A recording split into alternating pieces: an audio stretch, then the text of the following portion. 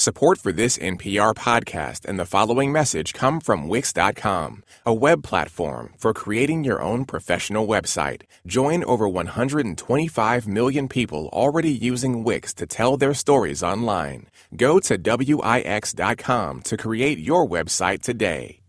The NFL this past week announced a ban on players kneeling in protest during the playing of the national anthem. If they choose not to stand, players may stay in the locker room, but if they violate the new rule, the team will be fined. Let's bring in Howard Bryant, author of the book The Heritage, Black Athletes, A Divided America, and the Politics of Patriotism. Thanks for joining us. Hi, Lulu. How are you? I'm good. How are the players that you're talking to reacting to the stand that the NFL's taken? Well, I think they've taken the position that the NFL has decided to fully engage with this culture war initiated by the president when he first attacked the NFL players back in September. One of the questions of the book that I was asking is, who gets to be the patriot? And when the president first called the players unpatriotic, then said that they shouldn't have jobs, now he's even saying that dissenting players maybe shouldn't even be in the country, and that the NFL is going along with it as well. I think this has really reignited some really bad blood between the players and the owners. And how is that manifesting itself? I mean, what conversations are the players having, and what can they actually do?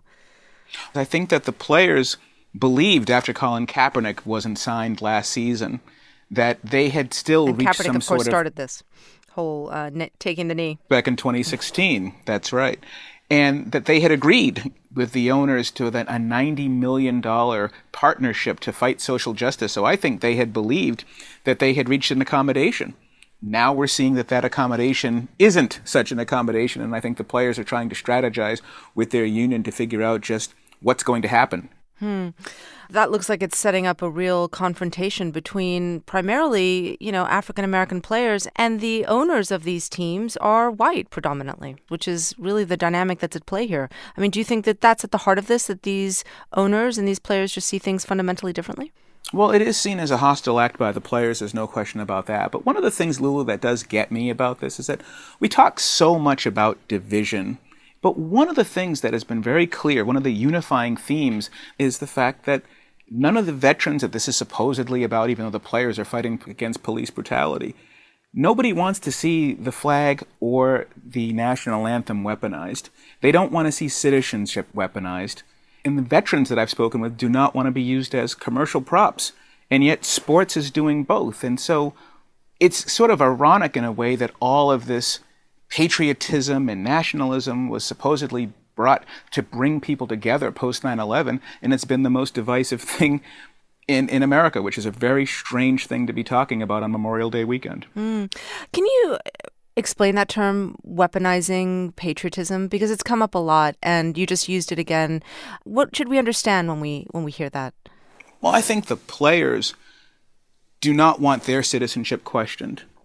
What they're doing in this protest is the ultimate example of citizenship.